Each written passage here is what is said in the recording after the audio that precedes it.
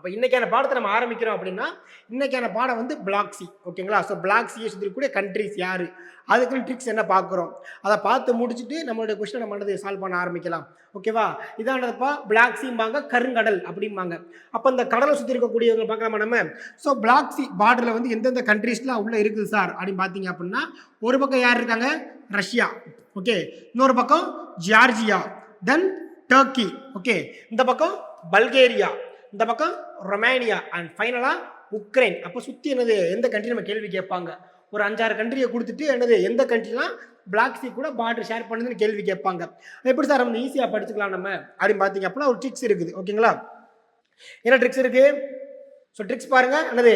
Turkish burger, அதுக்காக தான் tricks. ஓகேங்களா? Turkish burgers. அப்போ டர்க்கிஷ்னா என்னது? டர்க்கி. ஓகேங்களா? அடுத்து என்னது? பர்கர்ல B for Bulgaria, U for Ukraine, R for Russia. இந்த இடத்துல பியூஆர்ல பக்கத்தில் வச்சுக்கோங்க உக்ரைன் ரஷ்யாவை, ஏன்னா அது பிரச்சனை போய்கிட்டு இருக்கா, ஈஸியா இருக்கும். அப்ப என்னது? Ukraine Russia. அப்புறம் வந்து G for Georgia, R for Romania. மொத்தம் 6 கண்ட்ரி தான். ஓகேவா?